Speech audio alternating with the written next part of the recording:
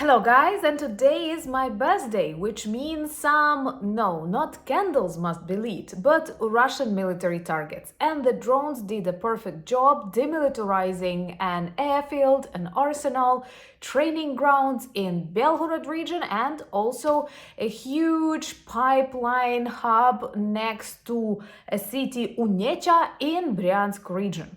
And honestly, I don't know why so few media outlets are talking about dozens of the Russian regions which are now a war zone. Putin wanted to describe his invasion of Ukraine as the way to defend Russia, but it's pretty obvious that back in 2022, all of the Russian Federation was way safer than it is now, because the Ukrainian drones are demonstrating total weakness of the Russian air defense, their inability to protect strategic objects, and the only working peace plan to defeat and demilitarize Russia. Of course, we all follow the updates of the Alaska talks, the preparations for them, the conversation between the EU leaders, Zelensky, Trump, but the real fate of Europe and the world is now in the hands of the brave Ukrainian armed forces. And let's talk what have they done during this day to celebrate my birthday and also to celebrate the future peace in Ukraine, Europe, and the world. My name is Anna, I'm from Ukraine, I'm in Ukraine, and if you want to see the collapse of the Kremlin regime, subscribe.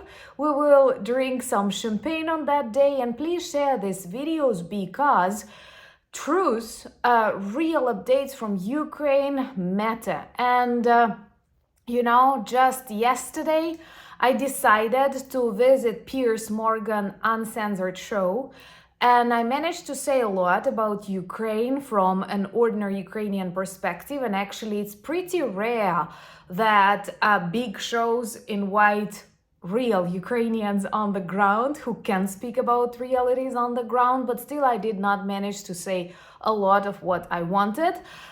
Do support this video with your comments so that they invite more Ukrainians for the future shows to speak about the truth, because it's pretty difficult, when people know so little about Ukraine, Eastern Europe, Russia, military situation, and that is a necessity.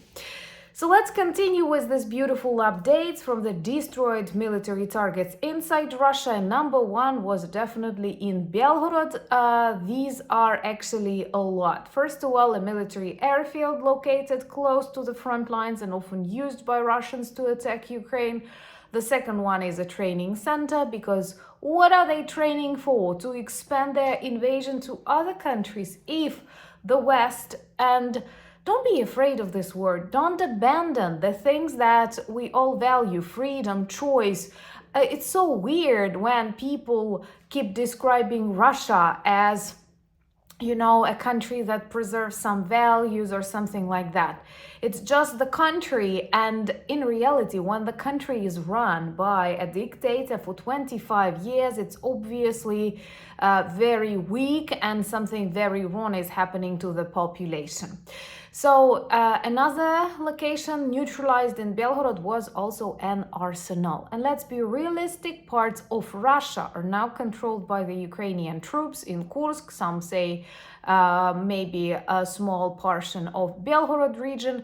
And this is a demonstration of Russia's real weakness, because Russia is not fighting alone. My dear supporters of Russia who may come in the comments. Russia is fighting together with China, with Iran. It's Iranian drones that hunt Ukrainian people. With North Korea sending dozens of thousands of troops. They did send boots on the ground. Our allies were only talking about that, and North Korean soldiers have already disappeared on the front lines, trying to protect the Kremlin's regime and to gain the necessary knowledge and skills. And I'm sure smart people can guess what for. Because I believe one of the greatest problems, and that's exactly what I tried to explain on that Piers Morgan Uncensored show, that this war is not about Ukraine, not about our territories. It would be way easier to end this kind of war.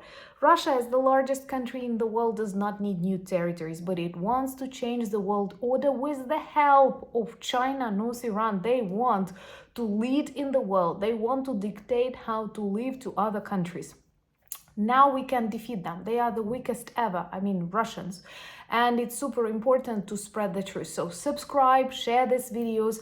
That's the best way to congratulate me with my birthday, to support Ukraine, and to actually save a lot of smaller nations that don't have nuclear weapons. And from the point of view of Putin, and sometimes I have this feeling Trump, are not worth anything, when in reality this normal life, normal traditions are often preserved in cultures and countries like that.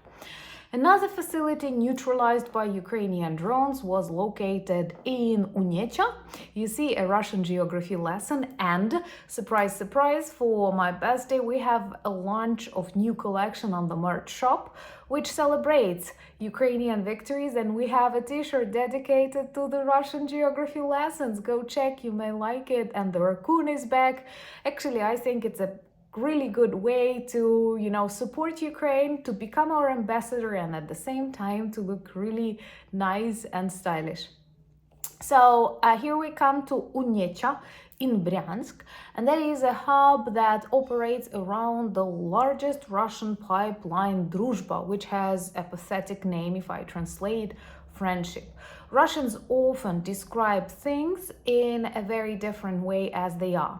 So just like in that Orwellian style, the Ministry of Peace responsible for war, and a gesture of goodwill when they need to escape and retreat. And that is one reason why I think I will start a new series on the new channel Anna Danilchuk. Remember to join it too, speaking about the language of war, which is very, very Orwellian inside the Russian Federation. And I'm a linguist, I'm a PhD in linguistics, and I feel I have a lot of interesting observations that I will be ready to share there.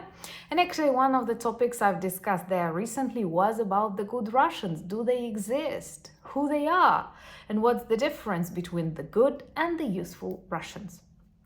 And one of the most important things that I would like to discuss in this video, that so many global outlets, media outlets omit or choose not to talk about, is this exposed weakness of Russia during the 3.5 years of their failed blitzkrieg. Let's try and enumerate all of, the regions that are now a war zone, but not inside Ukraine as Putin planned, but inside Russia. He claimed he wants to demilitarize Ukraine. Well, we are not just militarized. We are now leading the inventions, the development of new weapons, and drone warfare is #1 in the modern world. By the way, it can change a lot about the nuclear deterrence too. Let me know, would you like a separate video about that on the channel? And also, the fact that he wanted to tell the Russian population he defends them from NATO, from Ukraine, though I have never heard about any operations preparing to attack, St. Petersburg or Moscow. But they failed even in this fake idea.